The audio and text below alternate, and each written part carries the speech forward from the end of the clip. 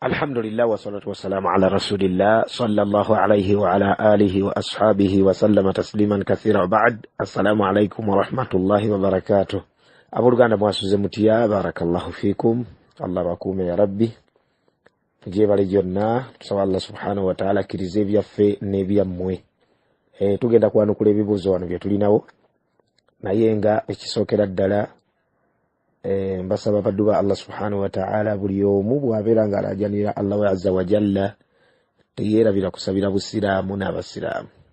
teyeerabira kusaba busiraamu n'abasiraamu, obuvuyo bungi, emitawaana mingi, edduwaazo teweerabira kuteekamu busiraamu n'abasiraamu. wa barakallahu fiikum.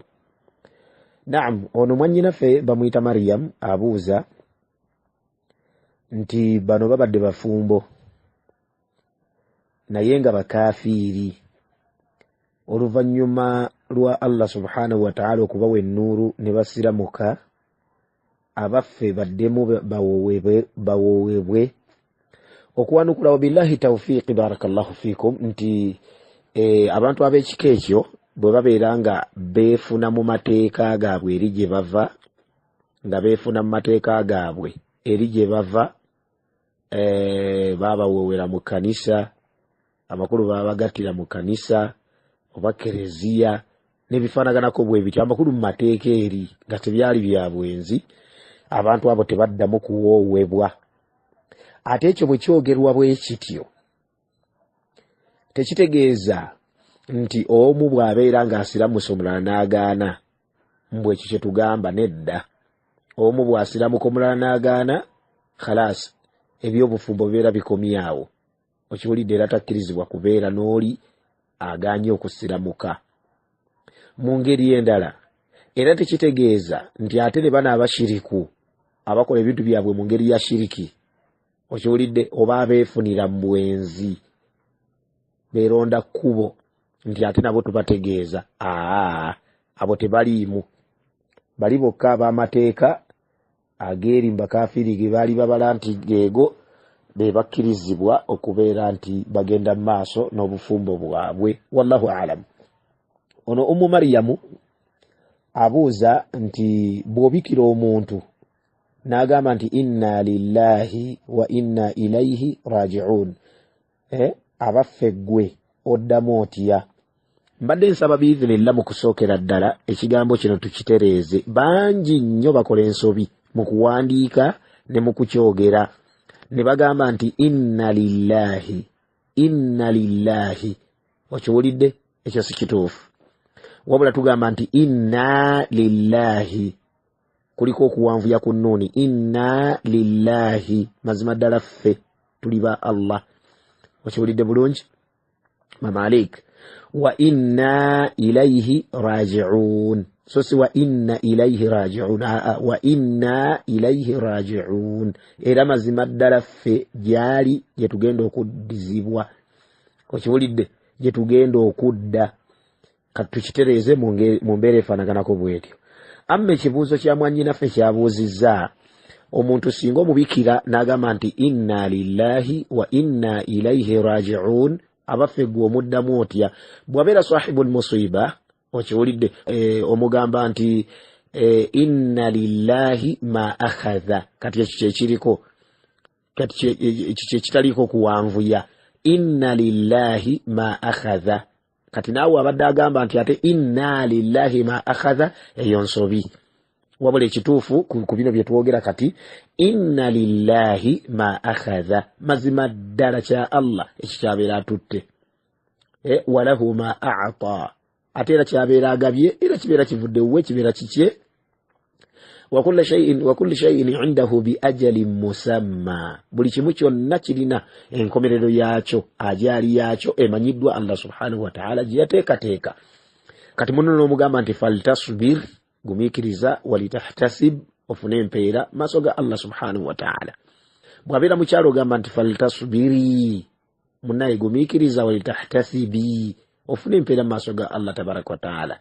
Bwe babeera bangi faltasbiru, mugumiikirize, walitahtasibu, mufune empeera maaso ga Allah subhanahu wa ta'ala. wa barakallahu fikum. Kakati ebigambo ng'ebyo byoyinza okumuddamu. Sheikh Ibn Uthaymin rahimahullahu ta'ala alaga nti ebigambo byonna ebigwa mu kkowe oba mu kategore oba munankale mu mbeera ya aza, mu mbeera y'okumukubagiza, mu mbeera y'okumugumya, mu mbeera y'okumujjukiza ku Allah subhanahu wa ta'ala bibalibwa wallahu a'lam. Okiwulidde naye nga bye tulina ebigambo biri ebigamba nti a'zama Allahu ajrak wa ahsana azaak wa ghafara limayitik. Ebyo tebyatuuka bulungi ku mubaka Muhammad sallallahu alaihi wasallam. Kugamba nti si binywevu okuva ku mubaka Muhammad sallallahu alaihi wasallam. Okiwulidde naye kale bw'obeera obikozesezza olw'olumu. Okiwulidde naye ng'ekikulu kya byonna nti lam tathbutu ani nabi sallallahu alaihi wasallam wal awla. Era nga nekisinga obulungi tukose ebyo omubaka wa Allah sallallahu alaihi wasallam byatusomesa nga bwe tubirabye. Inna lillahi ma akhadha wa lahu ma a'ta wa kulla shay'in 'indahu bi ajalin musamma faltasbir wal tahtasib. Ngegera n'omusajja omu wallahu a'lam biratubiraze. Naam, ono mwannyinaffe Samiya si mwangu n'akamu abuuzizza nti kaifa nu'minu billahi wa kaifa nu'minu bimalaikatihi wa kaifa nu'minu bikutubihi wa kaifa nu'minu birusulihi wa kaifa nu'minu bil yawmil akhir wa kaifa bil qadari au bil qada'i wal qadari. Ekibuuzo kyono mu butuufu kigazi nnyo. Gino emisomo gisomesebwa mu ddalasa ez'enjawulo ne zijja nga zitambula. Twabisomesaako ne baganda baffe nsuubira nti Sheikh Rujja naye yabisomesaako ne baganda baffe abalala. Kati gino misomo miwanvu. Okiwulidde kati nze nsomesa al-imanu bil yawmil akhir ku masjidi Nuuru buli lwakusatu ba'da al-maghribi. Eddarusu yaffe ya aqida saba Allah atukumire ne masjidi eyo abaddu bagende maaso n'okusoma eddiini yaabwe kubanga waliwo abalabe bangi abagitunuulidde. Naye tusaba Allah subhanahu wa ta'ala abatumalire abatutaase. Barakallahu fikum. Kati n'olwekyo twatandika dda omusomo gwa al-imanu bil yawmil akhir naye ne kakati tukyatambula. Baddu ba Allah tabaraka wa ta'ala empaji z'obukkiriza zino zonna ng'ono bw'azoogeddeko wano. Buli mpaji yonna wansi waayo erina ebintu bingi byoteekeddwa okukkiriza. Okiwulidde byoteekeddwa okutegeera n'okkiriza n'obalibwa nti okkiriza empaji eyo. Okiwulidde bingi zino ddalasa ez'enjawulo. Kati situyinza gamba nti tukyanukule mu kaseera kano tikisoboka busobozi. Wabula akatono ennyo mathalan kaifa nu'minu billahi subhanahu wa ta'ala tukiriza tutya Allah azza wa jalla al-imanu biwujudillah okukiriza Allah subhanahu wa ta'ala nti gyali okukiriza nti wali Allah azza wa jalla. Al-imanu birububiyyatihi okukiriza obulezi bwe Allah tabaraka wa ta'ala byebikolwa bye. Al-imanu bi uluhiyatihi okukiriza nti yateekeddwa okusinzibwa yekka, yalina okusinzibwa yekka, yasinzibwa mu butuufu yekka. Al-imanu bi asma'ihi al-husna wa sifatihi al-ula okukiriza amannya ge w'ekitiibwa Allah tabaraka wa ta'ala n'ebitendo bye ebya waggulu, amannya ge amalungi n'ebitendo bye ebya waggulu ebitalimu bukendevu bwonna. Kati n'ebyo sitiru byenkonyeeko ate nabyo birina obugazi bwabyo, okugaziya kwabyo. Kati kyosobola kugamba nti ekigamba ate okifundize wano mugundi kibeera kizibu. Al-imanu bil malaika okukiriza bamalayika ala sabili al-mithal al-imanu bi annahum khalqun min khalqillah okukiriza nti bitonde bya Allah subhanahu wa ta'ala oba al-imanu bi anna Allah lahu khalq nti okukiriza nti Allah subhanahu wa ta'ala yine bitonde ebiyitibwa bamalayika khalaqahum min nurin yabitonda nga bijja mu kitangaala. Okiwulidde bulungi yabitonda nga bijja mu kitangaala. La ya'asuna Allah ma amarahum tebijemera Allah subhanahu wa ta'ala kyababa abiragidde wa yaf'aluna ma yu'marun bikola ebyo kugamba obugazi bungi. Okiwulidde al-imanu bi asma'ihim abatubulirwako Qur'an y'ekitiibwa hadithi z'omubaka Muhammad sallallahu alaihi wasallam netukkiriza amannya gaabwe netukkiriza ebyatubulirwako ku mirimu gyabwe netubitegeera netubikkiriza. Okiwulidde n'ebirala. Al-imanu bil kutub okukiriza ebitabo bya Allah subhanahu wa ta'ala okumanyira ddala ebitabo bya Allah biri bimeka nga tebiri bina wabula bingi nnyo. Okukkiriza nti Allah subhanahu wa ta'ala yatuma ababaka be n'abawa ebitabo ebyenjawulo ebajja nabyo. Okukkirizaako ebyo ebyatubulirwako mu Qur'ani ey'ekitiibwa okiwulidde bulungi Tawrat Injil Zabur Qur'an ne Sufi Ibrahim okiwulidde bwe bityo okiwulidde okukkiriza mu ngeri ey'enjawulo ate Qur'ani ey'ekitiibwa nti muhaiminun alaiha kwegamba biri ebirala byonna ebizingako kati nga gw'omulembe guno okukkiriza nti biri byonna ebirala ebizingako Qur'ani ey'ekitiibwa kati bweri ate tetugenda mu Tawurati ate tetunoonya mu Injiri tetunoonya ate mu gundi wabula Qur'ani etumalira okukkiriza obujjuvu bwayo okukkiriza nti kalamullah bigambo bya Allah ghayru makhluq kwegamba ebigambo bigazi n'ebirala biddako al-iman bir-rusul twasambako wano emisomo okukkiriza kaifa nu'minu bir-rusul tukkiriza tutya ababaka ba Allah subhanahu wa ta'ala ejo samiya ejo ginoonye okiwulidde bulungi obeere ng'ogifuna osobola okubeera nti oyongera okugasibwa naye emisomo gyali miwanvu gamba imanu bil yawmil akhir okukkiriza olunaku lw'enkomerero okiwulidde okukkiriza nti gyeruli okukkiriza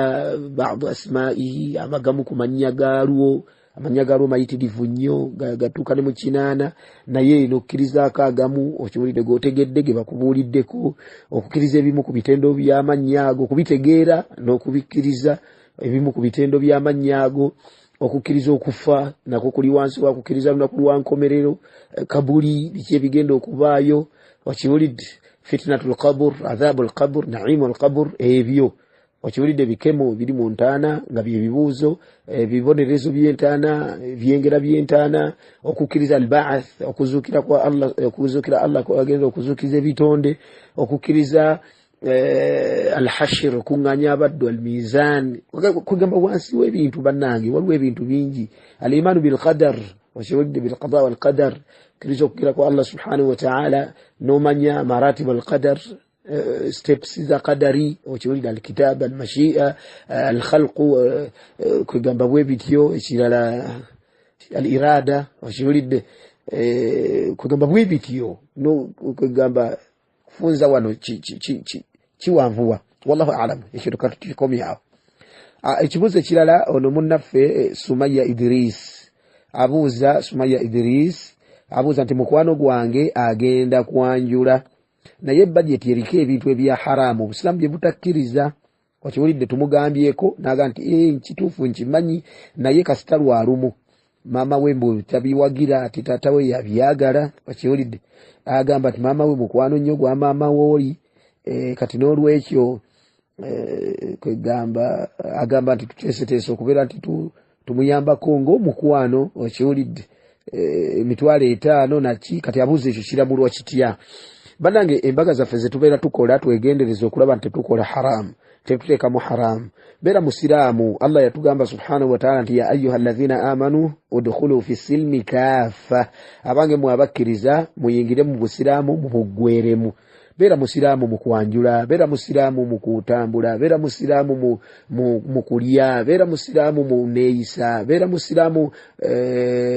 mu mikolo gy'okola beera musiraamu kugamba buli kimu kyonna beera musiraamu obufumbo bw'ogira beera musiraamu buli kimu kyonna beera musiraamu okiwulidde bw'osiraamu kasiraamu kira ddala kati eno embaga ono munnaffe agambiddwako awoza mbu simanyi kasita byalumu ebyo bintu byakyononefu kasita byalumu omanyi otya oba ekyolumu kyekigenda ate okuyingiza omuliro okiwulidde bulungi omanyi otya oba ekyolumu kyekigenda okuyingiza omuliro kikusubya ejjana ya Allah tabaraka wa taala erimu amatiribona agatagambika nolwekyo tokkirizibwa kunyooma noga nti kasita kyalumu kasita eyo enkola si ya busiraamu n'akamu n'akeddagala era ffe ab'emikwano bwe tulaba ebintu ebifaanaganako ng'ebyo tetukkirizibwa kuyambako kubanga Allah subhanahu wa ta'ala yatugamba nti wataawanu ala albirri wattaqwa muyambaganire mu kutya Allah muyambaganire mu bintu bya bukkiriza wala taawanu ala al-ithmi wal udwan temuyambagananga mu suratul baqara temuyambagananga mu kujoga Allah subhanahu wa ta'ala mu kuyimirizaawo haramu yenna kati ene embaga mulimu haramu naki n'omukkiriza tasaana nakubaamu okiwulidde bulungi kubeerako endongo kubeerako nankani abazinyi abayimbi kubeerako nankani ebintu ng'ebyo bagundi bali bwereere embaga omukkiriza takkirizibwa kugigendako efaanaganako bwetyo okiwulidde omukkiriza takkirizibwa gigendako efaanaganako bwetyo era bw'oteekamu essente obeera oyambyewo okuyimirizaawo obwononefu olina ezzambi ng'eryabali oyina ezambi ng'eryabali naawe ogenda kufuna oyambyeko okuyimirizaawo okujoga Allah subhanahu wa ta'ala oba okujemera Allah tabaraka wa ta'ala ekigambo kyoyolekedde kinene mu maaso ga Allah azza wa jalla wal'iyadhu billah nasalullah al'afwa wal afiya wallahu a'lam. Ono munnaffe Zainab Nalunkuuma yabuuzizza bingiko naye bannaye mbasaba biidhinillah badde nseera bino bwe tuba tubuuza ebibuuzo bino tubuuze ebibuuzo ebitonotono bannange tojja kunyumirwa nnyo ng'ebibuuzo bibuuza tebyanukulwa okiwulidde naye mbadde mbasaba omuntu omu bw'aba abuuza kale at least tosukka bibuuzo bibiri n'abalala bawe omukisa babuuze kwegamba buli omu abeere nga alina engeri gy'afunyemu omugabo okwanukula ebibuuzo ebirala kale obitereke n'abibuuza omulundi omulala naye naffe bannaye tukaluubirizibwa ebibuuzo bino nabyo si byangu byakwanukula bannange obudde naki kino kiri kale kwegamba tubasaba bw'oba obuuza ebibuuzo buuzaayo bitono okiwulidde tosukka nnyo kale bibiri okiwulidde wabarakallahu fiikum jamian. Naam, ono munnaffe Zainabu Nalunkuuma anfaananya erinnya Serunkuuma ku Nalunkuuma abuuza nti omukyala takkirizibwa kwekuba kwegamba kawoowo ng'agenda ku masjidi oba ng'agenda okusaala okiwulidde naye twasomesebwa nti olunaba lwanaaba lulinganga olwa janaba question ne bwembeera awaka era sikkirizibwa kwekuba kawoowo era n'agamba nti batusomesa nti bw'aba yeekubya akawoowo n'afuluma ebweru abeera ng'ayenze naki kwegamba ekibuuzo kye kitambulira awo. Ekisookera ddala mu kwanukula ekibuuzo ekyo barakallahu fiikum kakati omukyala ye kituufu takkirizibwa kwekuba kawoowo ng'agenda kufuluma mu ngoye ze oba ku mubiri takkirizibwa kwekuba kawoowo ng'agenda okufuluma okugenda ku masjidi si kugenda ku masjidi kwokka ne bw'aba agenda oba mu semina si semina yokka ne bw'aba agenda okutambula byatambula si bye byokka kabeere ng'agenda mu katale ekikulu ng'agenda okufuluma mu nnyumba ya bbaawe nga gwagenda okuyita waliwo abasajja okiwulidde bulungi takkirizibwa kwekuba kawoowo n'afuluma ebweru. Ahadithi weziri mpitirivu ezitulaga ekigambo ekyo nga hadithi ya Musa al-Ash'ari nga nabbi agamba sallallahu alaihi wasallam nti kullu aynin zaniya buli liiso lyonna lirina ennyenda yaalyo gye lyenda walmar'a idha sta'tarat famarrat bilmajlisi n'omukyala singa yeekuba akawoowo n'ayita ku basajja n'ayita ku gurupu y'abantu oba musajja omu fahiya kadha wa kadha abeera bwati ne bwati yaani sahabi atunnyonnyola atugamba nti yaani zaniya nabbi ategeeza nti amakulu nti abeera muki abeera mwenzi okiwulidde bulungi. Lwaki ekigambo ekyo katusooka tunnyonnyolemukaawo lwaki bwe kityo bwe kiri olw'ensonga nti bw'aneekuba akawoowo kagenda kubeera nti kagurabinga okiwulidde kwegamba kasika kattractinga anzar nas amaaso g'abantu okiwulidde kati ate bamutunuulire bamwetegereze bafunemu n'ebirala naki fayutabaruun babalibwe nti benze amaaso gaabwe genze okiwulidde bulungi kubanga nabbi yagamba sallallahu alaihi wasallam nti al-aynu tazni eriiso nalyo lyenda okiwulidde bulungi ate okwenda kwalyo an-nazar kwe kutunula okwo kati ono omukyala yagenda okuyambako ate okubeera nti abantu bamutunuulira naki okiwulidde kati babalibwe nti ate amaaso gaabwe genze kati definitely balibwa nti benze n'abalibwa nti akoze eki ayenze n'abalibwa mu gurupu eyo laba omubaka bwamufaananyi nankani omwenzi kati kibeera kitegeeza nti ekigambo ekyo kinene nnyo hadithi ntuufu erimu Tirmidhi Sheikh Albani yagisahaha mu sahihi Tirmidhi mu riwaya endala nabbi sallallahu alaihi wasallam n'agamba nti ayyuma mura'a omukyala yenna ista'tarat ayekuba akaboowo famarrat ala qaumin n'ayita ku bantu liyajidu rihaha ne bawulira akawoowo ako okiwulidde ne batandika okumutunuulira naki fahiya zaniya aba muki aba mwenzi okiwulidde aba mwenzi. N'olwekyo hadithi eyo ntuufu nayo eri mu Hakim fil Mustadrak wa Nasa'i wa Darimi Ibn Hibban mweri Ibn Hibban fi sahihihi ne sahih Ibn Khuzaimah okiwulidde hadithi nga ntuufu. N'olwekyo mukyala weegendereze kino ekigambo abakyala abamu bakikola ne wallahi kinene hadithi zino zonna zitugaana mukyalo n'okufuluma bweru nga yeekubya akawoowo sawaan akeekubidde waka na oba akeekubidde mu kkubo oba mu masjidi oba wa takkirizibwa okujjako mu nnyumba ya bbaawe akirizibwa okubeera nti yekuba akawoowo awakaawe akirizibwa okubeera nti yekuba akawoowo ate bano abawangala n'abapangisa era sitiiro era takkirizibwa kwekuba akawoowo n'afuluma ebweru okiwulidde eriyo abasajja abapangisa okiwulidde oba abagenyi ngaabo bazze waliwo kyetaagisa okumaliriza naki alina byabawa oba abakozi webali awaka bakola takkirizibwa era kwekuba akawoowo n'afuluma ebweru okiwulidde okufuluma ebweru ng'ali mu kikomera ng'ekyo awangalirawo yekka naki bwe kityo naye singa si bwe kibeera bwe kityo asigala waka era engoye zino zabeera kubyemu oli akkirizibwa ng'akeekubidde waka engoye zabeera kubyemu zisaana ne zibeera nga za waka wokka nga tezifuluma bweru okiwulidde bulungi kasita ebeera ng'ebiriyo ki eriyo abasajja ate abanaakola ki abanaawulira akawoowo ako hadithi endala ya Abi Hurayra nabbi yagamba sallallahu alayhi wasallama nti ayyuma muraa omukyala yenna tatayyabat ayekuba akawoowo thumma kharajat ila almasjid oluvannyuma n'agenda eri omuzikiti agenza okusaala lam tuqbal laha salah eswala tegenda kukkirizibwa hatta taghtasil paka ng'akoze eki ng'anaabye abamanyi abamu kugamba balaga nti omukyalo ono okunaaba oba okubeera nti akubirizibwa okunaaba ng'olunaaba lwajja nabba naki kwegamba tashnian mu ngeri y'okulaga obubi bwa kino kyabeera akoze okufuluma nga yekubya akawoowo oba okekubira mu kkubo okiwulidde naye nga kwegamba bw'aba akekubya oba wakanga awo n'afuna haja ate egenda okumufulumya obusiraamu bubugamba nti anaabe okiwulidde bw'aba akekubya omubiri gwonna anaabe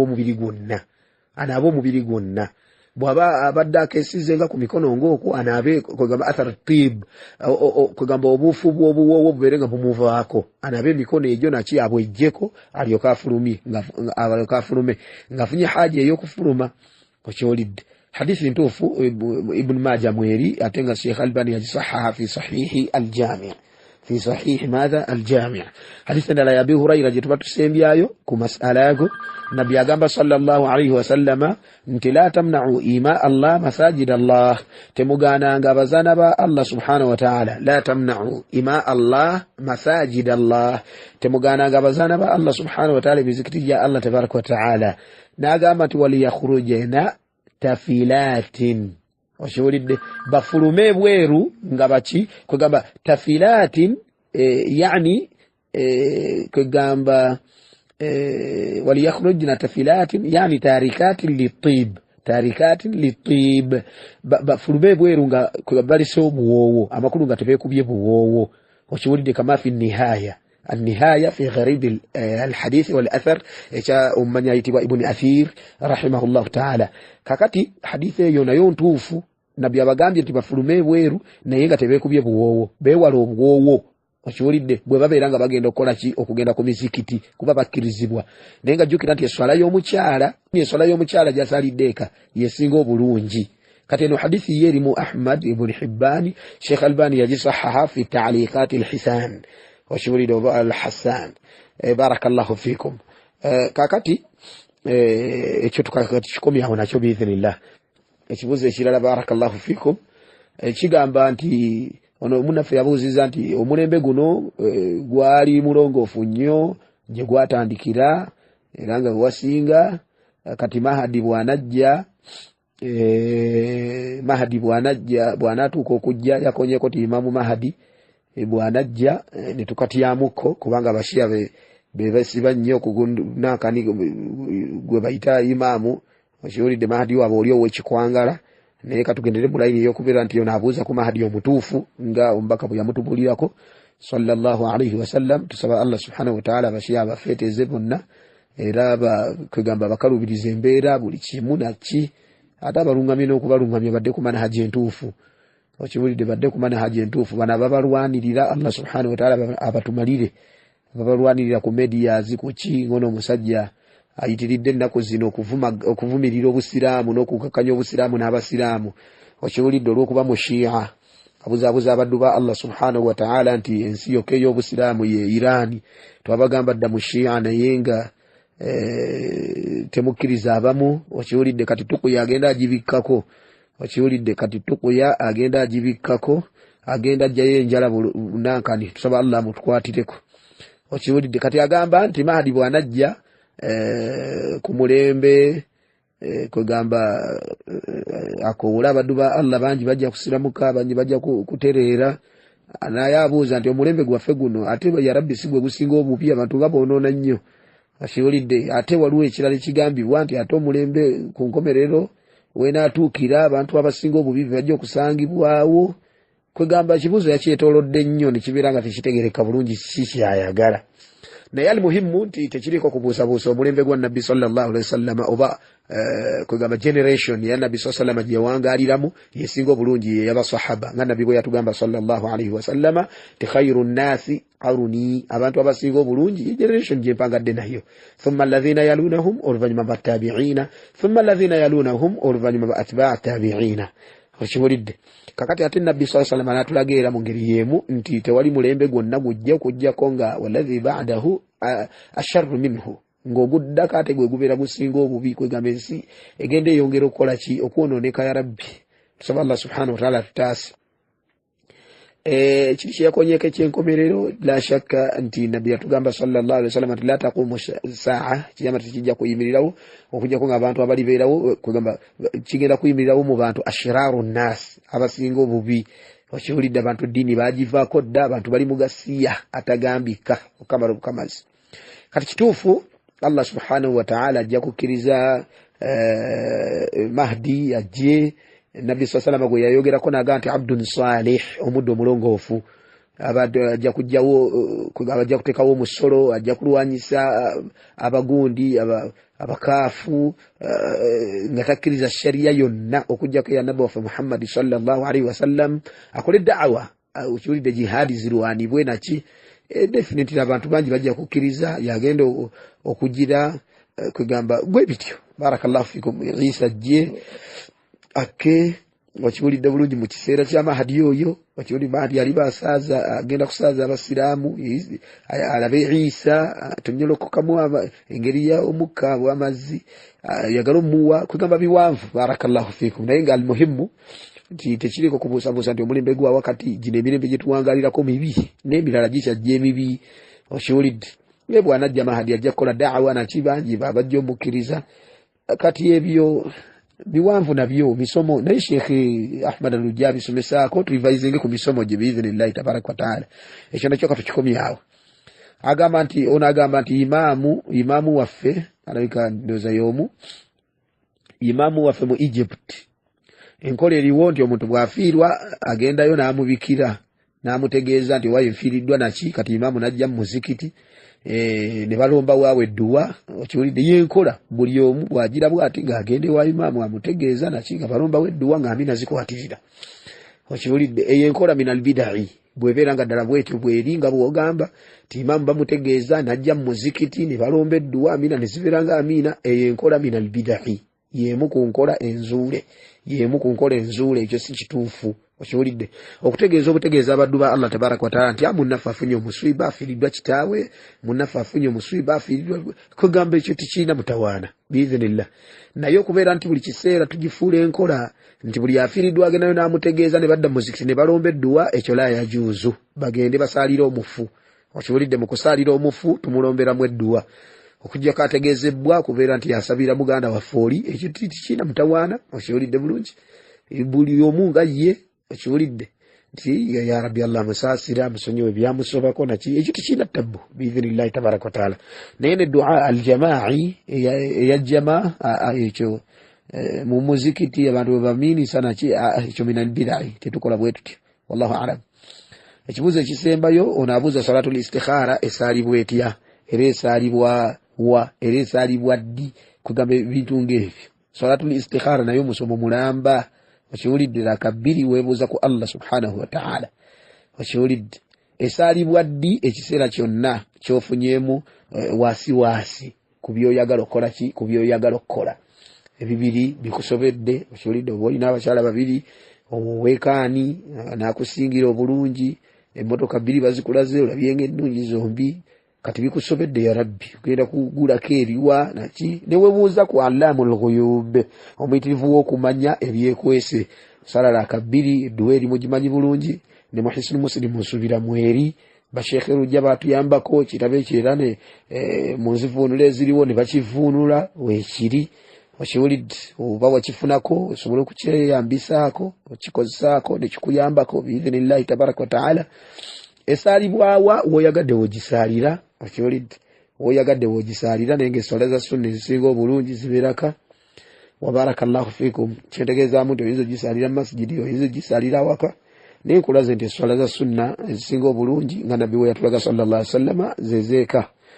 okiwulidde bajinulira batya bajinuyirira batya tewali kunulira kuli awo yagala ndowooza bino ebyokulamiriza nawayita oswalli okiwulidde bulungi ebyo si bituufu minal bidai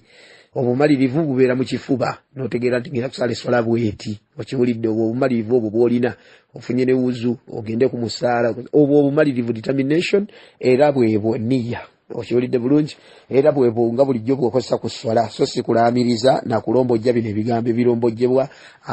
ebyo si bituufu n'akamu n'akeddagala wabula obumalirivu bubeera mu kifuba okiwulidde obumalirivu bubeera mu kifuba wabarakallahu fikum wakathara llahu min amthalikum wallahu a'lam.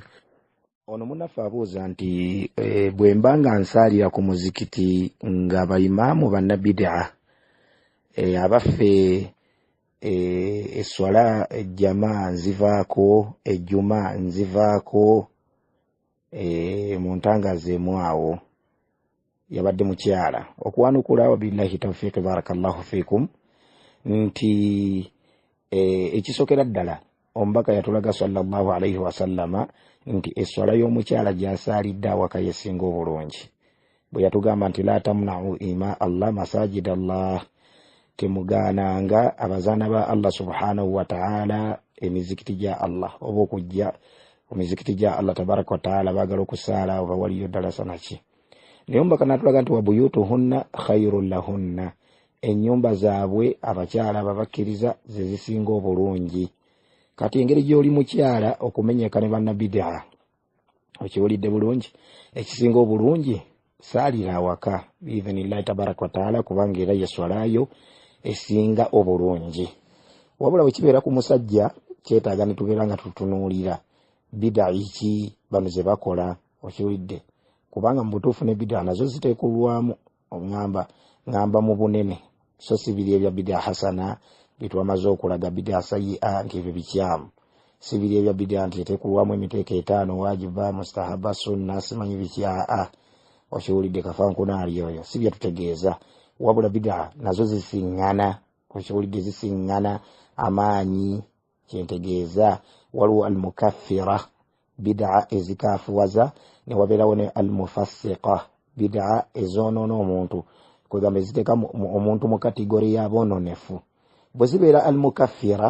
nga bid'a ze bakola zikaafuwaza omwana Adamu ogwo muzikiti tukkirizibwa gusaalirako n'akamu n'akeddagala okiwulidde kubanga abantu abagukulembera babeera bakafiiri min hadhihi nahiya mu ndaba oba mu mbeera efaanaganako bwetyo beebagala ebintu ebikaafuwaza kati tubeera tetukkirizibwa gusaalirako omuzikiti ogufaanaganako bwe gutyo ate bwe kibeera nti bid'a mufassiqa bid'a ezifuula omuntu omwononefu era nazo tutunuulira okiwulidde bulungi zifaanana zitya bwe zibeera nga z'amaanyi nnyo ziri embi ennyo naki kubanga era nazo zisiŋŋana mu ngeri y'emu era tubeera tetukkirizibwa kusaalira mabega w'abantu bafaanaganako bwe batyo aboolesa amazambi aga bid'ayi okiwulidde lwatu omuzikiti baagufuula gwa bid'a naki tetugusaaliramu ogufaanaganako bwe gutyo naye wabeerawo ebintu ebitonotono okiwulidde nga ebyokusoma edduwa ez'oluvannyuma allahumma anta salaamu amin wa minka salaamu amin bwe tubeera tetulina walala wa kusaalira bwe tuba nawalala mu mizikiti egy'abasalafu alhamdulillah gisaasaanye ennyo ebyo gye tuteekeddwa okusaalira gye tuteekeddwa okusaalira okiwulidde bulungi so si nti tusobola okusaalira gye tuteekeddwa okusaalira singa emizikiti egyo tusobola okubeera nti tukola ki tugituukako ne tusaalira mu ejjamaa zaffe bwe tubeera nga tetulina wakusaalira gwe muzikiti oguliwo lifadlil jamaa olw'obulungi bwa jamaa biidhinillah tusobola okugamba nti kale tusaaliddemu naye nga abantu bano tugenda mu maaso n'okubakoowoola n'okubalaga nti bye baliko bikyamu si bituufu benywereze ku sunna z'omubaka Muhammad sallallahu alaihi wasallama nitubalaga kino kiri mu ngeri ennungi ate era ne mu kubakoowoola kwennyini era omuntu ayongera okulabika singa oli abeera wadde ng'ekintu kiyinza okuba ekitonotono naye nga teweerabira nti nabbi yatugamba sallallahu alaihi wasallam nti wa sharra al umuri ebintu ebisingira ddala obubi muhdathatuha byebintu ebizuule naye ne mukubakoowoola kye mbadde ntegeeza nti namwe mwennyini omuntu ayongera okweyoleka obukyamu bwe wadde nga waliwo kyatalaze wano naye ate mu bigambo bye oluusi ne kiraga ebimuli munda okiwulidde kati bwatusanga nga mubi butuufu nnyo ebisuuna z'omubaka jerega akola atya tetukkirizibwa n'akamu n'akeddagala kusalira mabega w'oyo kubanga embeera gy'aliko eyinza n'omukaafuwaza wallahu a'lam wa barakallahu fiikum. Naam, ono munnaffe abuuza nti saategeera bulungi baatusomesaako esseekoomu yatusomesa nti omuntu asobola okutoola salaamu emu mu swala ng'ava mu swala okiwulidde kati n'amenyako ku mutwe katono okiwulidde kati abuuza agamba nti teyategeera bulungi alimuhimu nti entoola za salaamu mu swala baddu ba Allah tabaraka wa taala za njawulo waliwo entoola ez'enjawulo nga tuva mu swala entoola za salaamu nga olutoola Sheikh Albani yabiragako barakallahu fikum ng'olutoola olugamba nti assalaamu alaikum wa rahmatullahi wa barakatuhu ku ddyo then ku kkono n'otoola nti assalaamu alaikum wa rahmatullah awo nno ng'owetera ddala omutwe okiwulidde n'ogutuusa ku levo y'ekibegabega oluba ne lubeera ku levo y'ekibegabega sayidi ne sayidi okiwulidde era basahaba abatunyumiza embeera eyo batulaga nti yatoolanga yakyukanga sallallahu alaihi wasallama hatta kugamba yakyusanga omutwe gwe hatta yura bayadu khaddihi al ayman kwegamba saidi nankani olubaalwe obweru bw'olubaalwe oluwa ddyo ne lutuuka n'okulabika amakulu nga weetedde ddala obulungi omutwe okiwulidde era neeno salaamu bwe yagiranga bwetyo era yatoolanga olubaalu nankani obweru bw'olubaalwe olwa kkono ne lulabika. Kati waliwo engeri endala eyogamba nti assalaamu alaikum wa rahmatullah assalaamu alaikum wa rahmatullah ku saidi ani saidi eyo salaamu gye tusinga okumanya oba gye tusinga okukozesa nga tuva mu swala ne wabeerawo era mu ngeri y'emu wetaba otya omutwe n'omalayo eri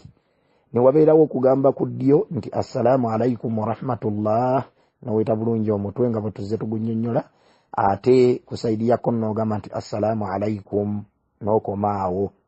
kati ku kkono n'owetako katono ku kkono ng'ogambyeyo nti assalaamu alaikum n'owetako katono okiwulidde owetako katono ne salaamu eno nno baddwa Allah osooka kuweta n'otunula eri n'olyoka otoola salaamu n'oweta n'otunula eno n'olyoka otoola salaamu eyo enkola entuufu so si kusooka kutoola salaamu n'olyoka oweta omutwe era si kugenda nayo sooka otunula eri okiwulidde ng'omubaka bwatugamba nti thumma tusallimu ala man fi yaminik okiwulidde kwegatoolera oluvannyuma n'otoolera abakuli ku ddyo nankati kwegamba osooka kuweta n'olyoka otoola salaamu ey'okuna kwe kugamba ku ddyo kwokka nti assalaamu alaikum nga maama waffe Aisha radiyallahu anha bw'atunnyonnyola nti era omubaka bwe yagitoolanga eyo bwetyo sallallahu alaihi wasallama ng'akyukako katono ku saidi eya ddyo eyo salaamu emu ebeera ku saidi ya ddyo yokka assalaamu alaikum n'omenyako katono n'otamalaayo ng'obwedda bw'omalayo ng'ogambye nti assalaamu alaikum wa rahmatullahi wa barakatuhu oba assalaamu alaikum wa rahmatullah okiwulidde